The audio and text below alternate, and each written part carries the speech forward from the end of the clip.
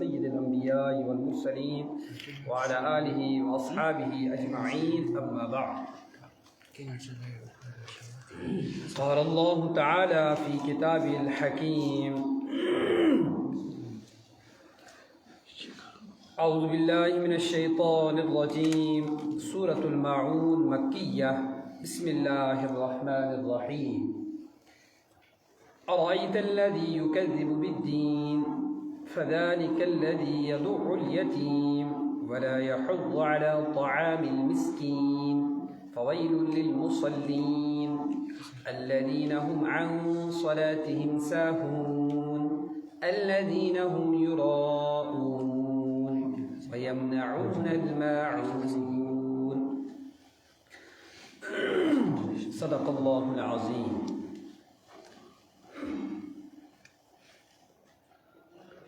سامعین کرام،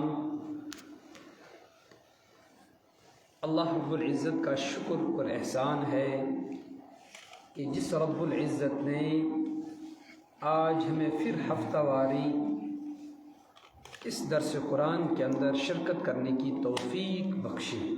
اللہ رب العزت ہمارے یہاں بیٹھنے اور ہمارے سننے اور ہمارے سنانے کو اپنی بارگاہ میں قبول فرمائے. آج کا ہمارا سبق سورۃ الماعون ہے. یہ سورت قرآن کریم کی ان سورتوں میں ہے کہ جو قرآن کریم کی سورت مکی ہے. یہ بھی انہی سورتوں میں سے ایک سورت ہے کہ یہ سورت جناب نبی اکرم صلی اللہ تعالیٰ علیہ وسلم پر مکی دور میں نازل ہوئی ہے. اسی وجہ سے اس سورت کا نام سورۃ الماعون مکی ہے.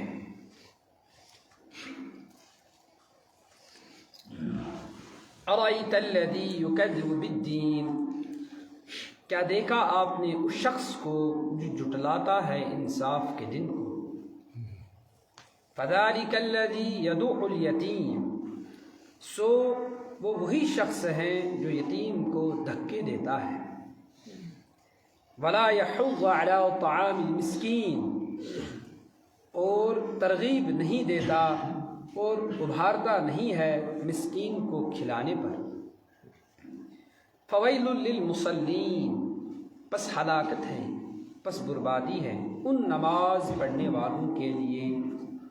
الذین هم عن صلاتهم ساہون، جو اپنی نمازوں سے غفلت میں ہیں. الذین هم یراؤون، جو دکھلاوا کرتے ہیں. ویمنعون الماعون، اور زکوٰۃ دینے سے رکتے ہیں.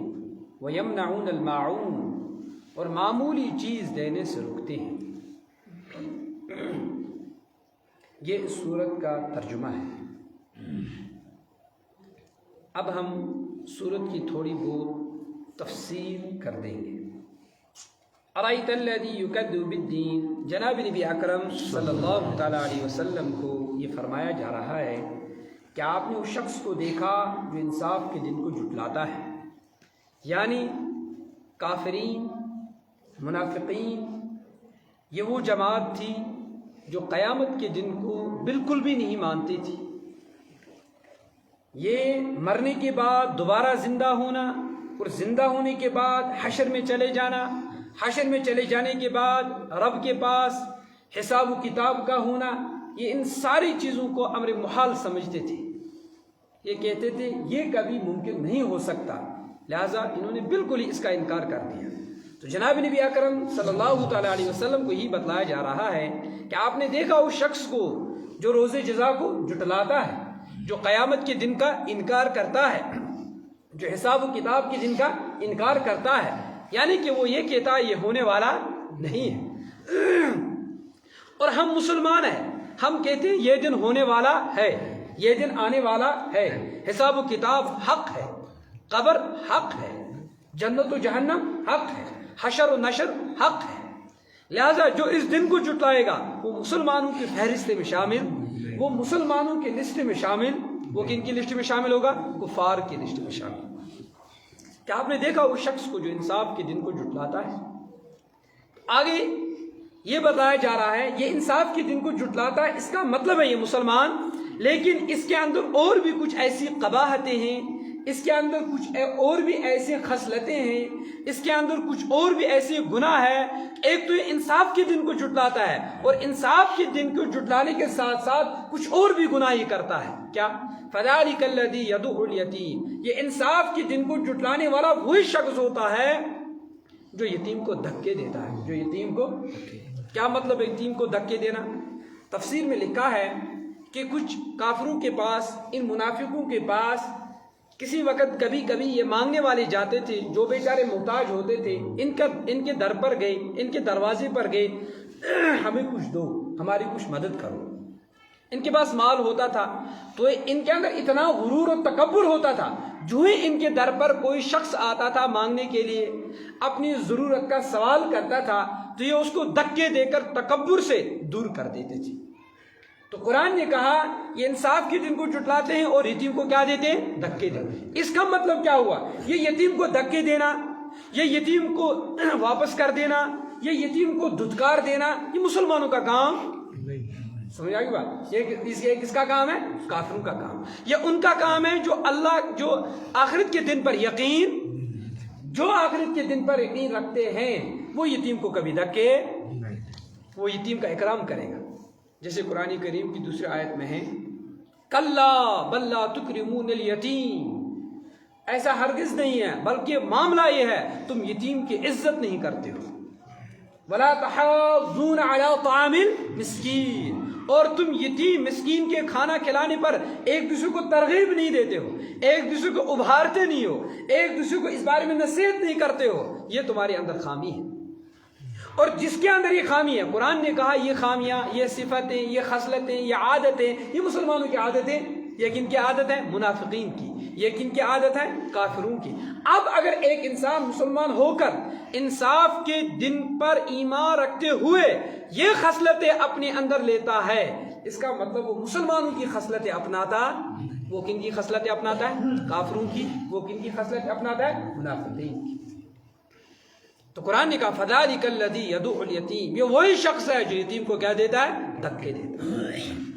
ایک تو اس کے اندر یہ چیز ہے، دوسری اس کے اندر کیا چیز ہے؟ وَلَا يَحُضُّ عَلَىٰ طَعَامِ الْمِسْكِينِ، یہ یتیم کو، مسکین کو کھانا کھلانے پر ابھارتا نہیں ہے۔ ایک تو خود بھی دھکا دیتا ہے اس کو خود بھی کھلاتا، اور دوسری بات دوسرے کو بھی یہ نہیں کہتا ہے چلو یار میں نے تو نہیں کھلایا آپ تو کھلائیے، ایسا بھی یہ کہتا۔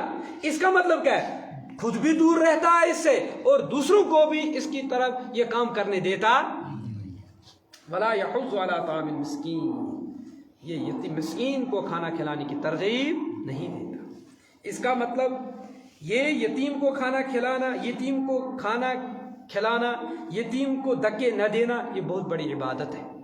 یتیم مسکین کو دھکے دینا، یتیم مسکین کو ایک دوسرے کو اس کی کھانا کھلانے کی ترغیب نہیں دینا، یہ بہت بڑا گناہ ہے، یہ بہت بڑا گناہ ہے، کیونکہ گناہ پہچانا جائے گا نیکی سے، اور نیکی پہچانی جائے گی گناہ سے۔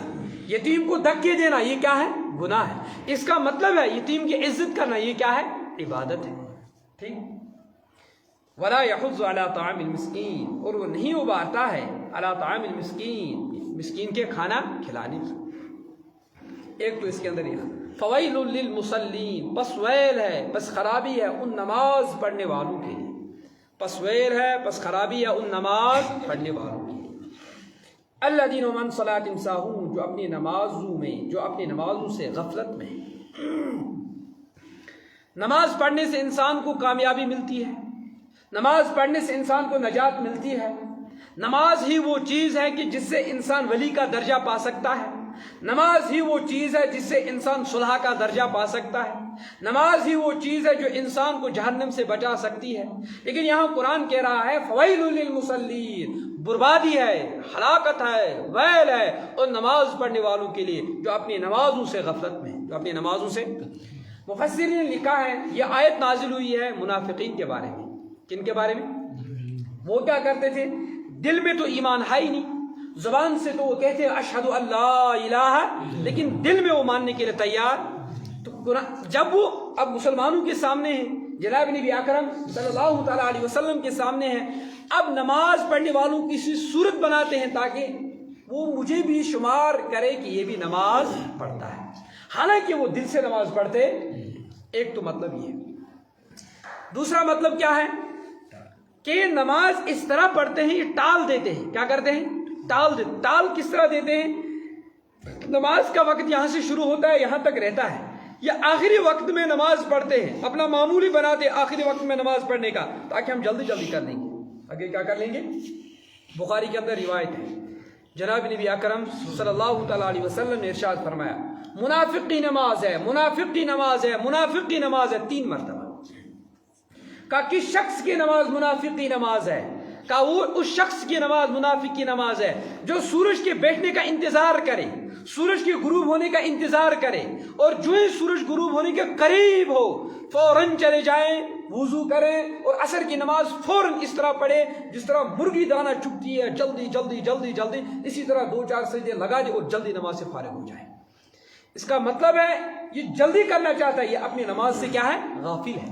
اپنی نماز سے کیا ہے؟ غافل ہے۔ اپنی نماز کے اندر اس کو دھیان نہیں ہے، ٹال دیا اس نے وقت کو۔ اس وجہ سے نماز کی فضیلت ہے اپنے وقت پر، نماز کی فضیلت ہے اپنے، قرآن نے کہا ان الصلاۃ کانت علی المؤمنین کتابا، مسلمانوں پر، مومنین پر نماز فرض ہے اپنے وقتوں میں، وقت سے نہیں ٹالنی، وقت سے نہیں ٹالنی، اپنے وقت پر نماز پڑھنی ہے۔ تو ان منافقین کے لیے جو دکھا دکھائی میں نماز پڑھتے تھے، جو دکھانے کے لیے نماز پڑھتے تھے ہمیں نماز پڑھنے والوں کے اندر شامل ہو جائیں گے، کہا ان کے لیے کیا ہے؟ خرابی ہے۔ ان کے لیے کیا ہے؟ ایک ٹال دیتے اپنے وقت سے، اور دوسرے اپنی نماز سے غفلت میں، کیونکہ ان کی دل کے اندر ایمان۔ اس کا مطلب ہے نماز کو ٹال دینا کس کی صفت ہے؟ منافقین کی۔ کس کی صفت ہے؟ اب اگر کسی مسلمان نے نماز کو ٹالنا شروع کر دیا، اپنے اندر کون سی صفت لائی؟ اللہ حفاظت فرمائے، اللہ حفاظت فرمائے، کیونکہ یہ مسلمانوں کی صفت نہیں ہے، یہ مسلمانوں کی صفت نہیں ہے۔ مسلمانوں کی صفت کیا ہے؟ وہ اپنے وقت پر نماز پڑھتے ہیں،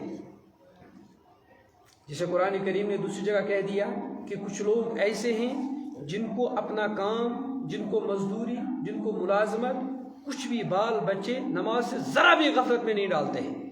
لا تلہم تجارت ولا بیع عن ذکر اللہ واقام الصلاۃ، وہ ایسے ہیں کہ ان کو نماز پڑھنے میں کوئی بھی مانع نہیں رکھتی، کوئی بھی چیز روکتی نہیں ہے، کیونکہ ان کے دل کے اندر مضبوط ایمان ہے۔ اب جو نماز کو ٹال کر پڑھے گا، منافقین کی طرح کرے گا، تو یہ اپنے اندر کون سی صفت لا رہا ہے؟ منافقین کی۔ اس لیے مومنین کی صفات کیا ہے؟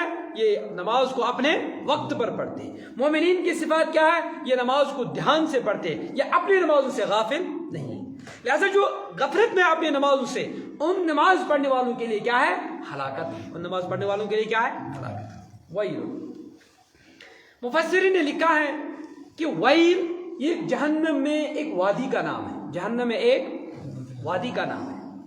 یہ کیسی وادی ہے؟ یہ ویل بہت خطرناک وادی ہے جہنم کی۔ کیسی خطرناک وادی ہے کہ یہ اتنی خطرناک ہے، اتنی خطرناک ہے، اس وادی سے جہنم کا بقیہ حصہ، جہنم کا جو باقی وادیاں ہیں، اس وادی سے ایک دن میں 400 مرتبہ پناہ مانگتی ہے۔ یعنی کہ جہنم ہی جہنم سے کیا مانگتا ہے؟ پناہ مانگتا ہے کہ اللہ مجھے اس سے کیا کر؟ حفاظت کر۔ اس کا مطلب ہے اس جہنم سے بہت زیادہ، جہنم تو بہت خطرناک ہے، لیکن یہ والا حصہ بقیہ حصوں سے بہت زیادہ کیا ہے؟ خطرناک ہے۔ حدیث پاک میں ہے، طبرانی کی روایت ہے، جناب نبی اکرم صلی اللہ تعالیٰ علیہ وسلم فرمایا یہ جہنم میں ایک وادی ہے، اور یہ وادی اس امت کے ان علماء کے لیے تیار کر دی گئی ہے جو علماء ریاکار ہیں، جو علماء جو دکھلاوا کرتے ہیں، جو علماء کیا کرتے ہیں؟ دکھلاوا کرتے ہیں، ریاکاری جن علماء کے اندر ہے، یہ وادی ان کے لیے ہے، ایک ان کے لیے۔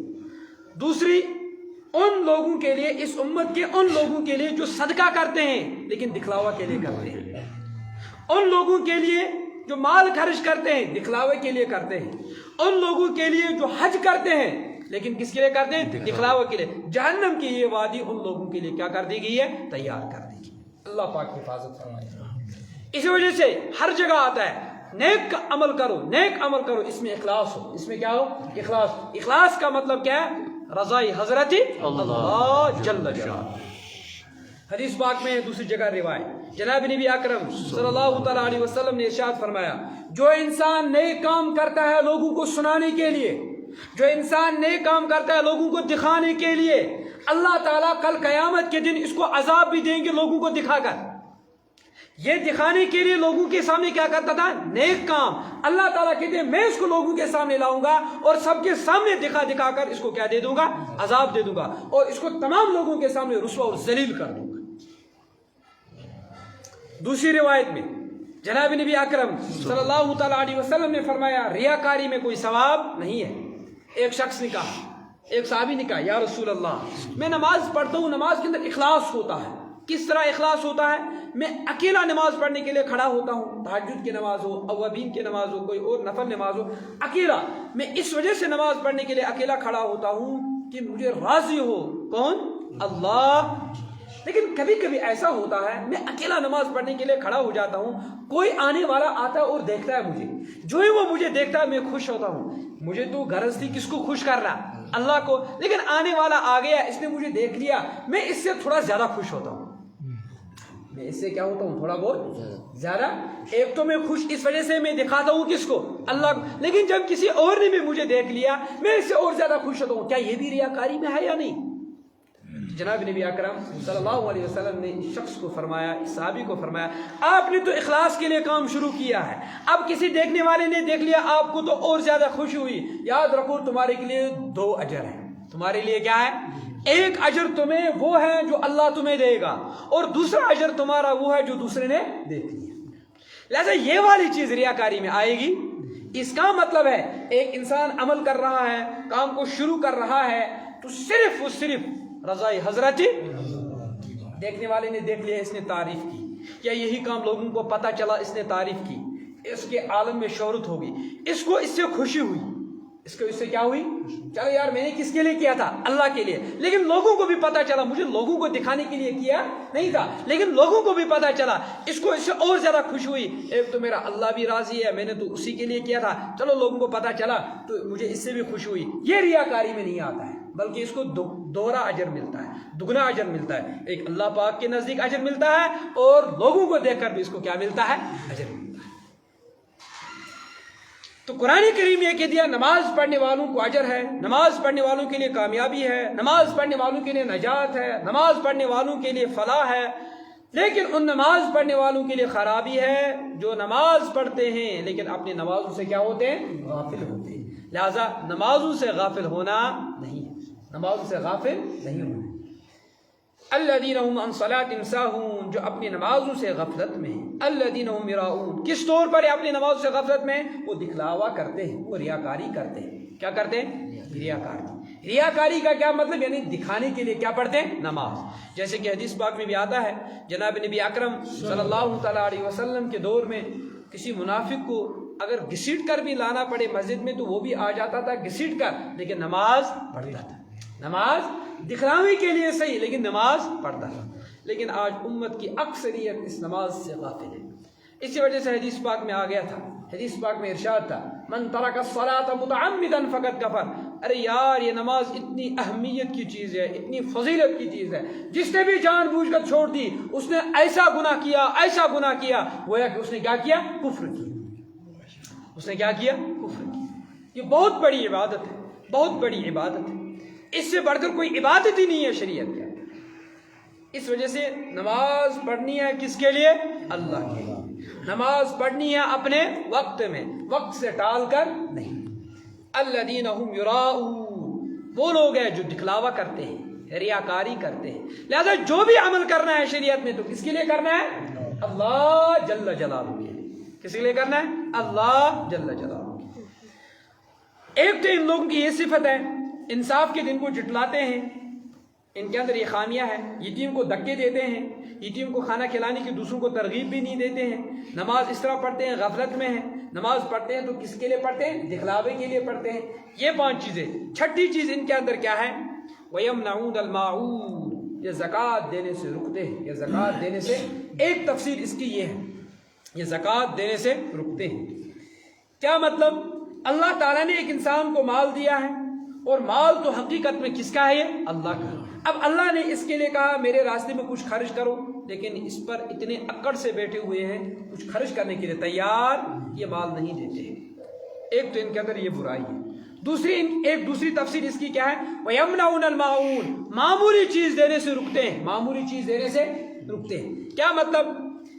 بعض صحابہ، بعض مفسرین، تابعین نے اس کی یہ دوسری تفسیر کر دی ہے کہ گھروں میں، رشتہ داروں میں، پڑوسیوں میں، ہمسایوں میں ایک دوسرے کے ساتھ ربط اس طرح ہوتا ہے کہ کوئی ایک گھر کے اندر کوئی معمولی سی چیز نہیں ہوتی ہے، یہ دوسرے کے گھر کے اندر چلا جاتا ہے، مجھے یہ چیز دے دو، مجھے یہ چیز۔ جو بہت بڑا کنجوس ہوتا ہے وہ انکار کر دیتا ہے، جو کنجوس ہوتا ہے وہ کیا کر دیتا ہے؟ اس کی مفسرین نے مثال دے دی، ایک انسان کے گھر میں سوئی دھاگا نہیں ہے، ٹھیک ہے، ایک انسان کے گھر میں سوئی دھاگا، یہ پڑوسی کے یہاں گیا، مجھے سوئی دھاگا دے دو، کچھ سیلنا ہے، لیکن پڑوسی فوراً بس پریشان ہوتا ہے، کیا اتنا غریب ہو گیا، اتنا پست ہو گیا کہ سوئی دھاگا بھی نہیں رکھ سکتا ہے؟ تو جس کو اس پر غصہ آ جائے، جس کو اس پر کیا آ جائے؟ غصہ آ جائے، دینے کے لیے تیار نہ ہو، قرآن نے کہا یہ وہی لوگ ہیں معمولی چیز دینے سے رکتے ہیں۔ یہ اصل میں صفت منافقین کی، کافرین کی، لیکن اگر کسی مسلمان کے اندر بھی آ جائے یہ صفت، اس کا مطلب ہے وہ مسلمان کی صفت اپنائے ہوئے نہیں ہے، وہ کن کی صفت اپنائے ہوئے؟ منافقین کی۔ علماء نے اس کی مثال لکھی ہے کہ ایک گھر کے اندر پھاوڑا نہیں ہے، ایک گھر کے اندر کدال نہیں ہے، ایک گھر کے اندر یہ معمولی چیز نہیں ہے، بیلچا وغیرہ، یاد کوشر پڑشونا، خون، گیت، لکٹ چیز، یہ چھوٹی چیز نہیں ہے۔ اب یہ دوسرے پڑوسی کے یہاں گیا تو پڑوسی فوراً غصہ ہو جاتا ہے، اتنی بھی چیز نہیں رکھ سکتا ہے تو قرآن کہتا ہے وَيَمْنَعُونَ الْمَاعُونَ، جن لوگوں کو آخرت پر ایمان نہ ہو، اجر و ثواب پیش نظر نہ ہو، وہ معمولی چیز دینے سے کیا ہو جاتے ہیں؟ رک جاتے ہیں۔ ترغیب تو یہ ہے کہ معمولی چیزیں جو ہیں ایک دوسرے سے جب مانگی جائے گی تو فوراً کیا کر دیں؟ دے دیں۔ برتن مانگ لیا، دے دے فوراً۔ جیسے حدیث پاک میں بھی آتا ہے، جناب نبی اکرم صلی اللہ تعالیٰ علیہ وسلم نے بھی ایک جگہ ارشاد فرمایا، جب تمہیں یہ معاون کیا ہے تو نبی علیہ السلام نے اس حدیث پاک میں فرمایا معاون یہ ہے کوئی تم سے پتھر مانگے، کیا؟ کوئی تم سے پتھر مانگے، کوئی تم سے لوہا مانگے، کوئی تم سے لوہا مانگے، کوئی تم سے پانی مانگے، کوئی تم سے کیا مانگے؟ پانی مانگے، ان چیزوں کو دینے سے رکنا، فوراً دے دینا۔ نے کہا لوہا کیا ہے؟ کہا لوہا یہ ہے تمہارے گھر میں کدال ہوگی، بیلچا ہوگا، تمہارے گھر میں یہ کلہاڑی ہوگی، اب یہ تو کس کی بنی ہوئی ہے؟ لوہے کی بنی ہوئی ہے، یہ معمولی چیز، اس کو آدھ گھنٹہ 1 گھنٹہ ضرورت ہوگی تو اس کو کیا کر دیں؟ دے دیں۔ پانی، اچھا یہ پتھر، کہا یہ پتھر دیکھو یہ جو ہانڈیاں بنی ہوئی ہے، دیگچیاں ہیں، اب کبھی کبھی گاؤں میں یہ ضرورت آ جاتی ہے ایک دوسرے کو، کوئی مانگ لے گا تو کیا کر دینا چاہیے؟ دے دینا چاہیے، ان چیزوں سے رکنا نہیں چاہیے۔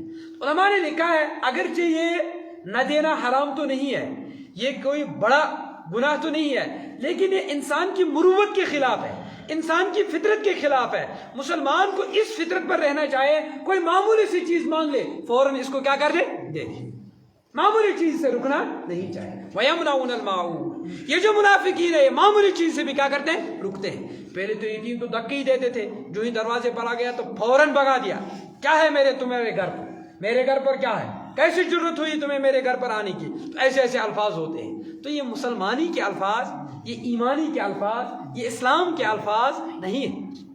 تو قرآن نے کہا الذین ہم یراؤون، وہ لوگ ہیں جو دکھلاوا کرتے ہیں، وہ لوگ ہیں جو کیا؟ دکھلاوا، کوئی بھی نیک کام کریں گے تو کس کے لیے کریں گے؟ دکھانے کے لیے، دکھانے کے لیے۔ مسلمان جب کوئی نیک کام کرے گا تو کس کو دکھانے کے لیے کرے گا؟ اللہ جل شانہ۔ وَيَمْنَعُونَ الْمَاعُونَ، اور معمولی چیز دینے سے رک جاتے ہیں۔ تو اس صورت کے اندر اللہ رب العزت نے اس چیز کا بیان فرمایا، ایک تو اپنی عبادات بھی ٹھیک کرنی ہے، کیا؟ اپنی عبادات بھی کیا کرنی ہے؟ ٹھیک کرنی ہے۔ دوسری اپنی معاشرت درست کرنی ہے، کیا؟ اپنی معاشرت کس طرح ہوگی؟ پڑوسیوں کو پڑوسی کے ساتھ اچھی طرح پیش آنا ہے، یہ کیا ہے؟ معاشرت ہے۔ یتیم کے ساتھ اچھی طرح پیش آنا ہے، یتیم کے ساتھ اچھا سلوک کرنا ہے، یہ کیا ہے؟ معاشرت ہے۔ اور نماز جب پڑھو گے تو کس کے لیے پڑھو گے؟ اللہ کے لیے۔ اپنی نمازیں بھی ٹھیک کرنی ہے، اپنی عبادات بھی ٹھیک کرنی ہے، اور عبادات کے ساتھ ساتھ لوگوں کے ساتھ میل تال، برتاؤ حسن سلوک سے کیا آنا ہے پیش آنا. اللہ رب العزت ہمیں بھی ان چیزوں پر عمل کرنے کی توفیق عطا فرمائے.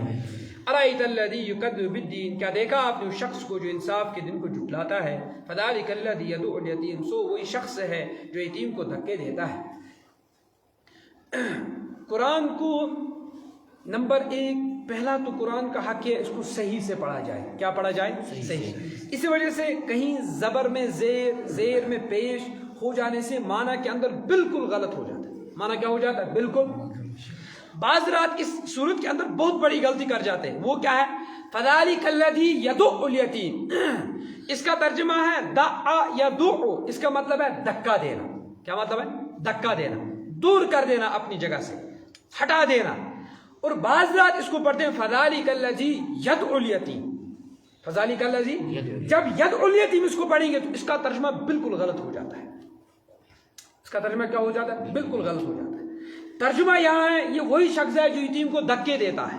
یہ جب اسی صورت میں ترجمہ کو جب پڑھیں گے یدعو، اور اگر یہ پڑھا فذلک الذی یدعو الیتیم، ترجمہ بالکل ہی غلط ہو جاتا ہے. یہ وہی شخص ہے جو یتیم کو بلاتا ہے، حالانکہ یہاں یہ بلاتا ہے یا دور کرتا ہے؟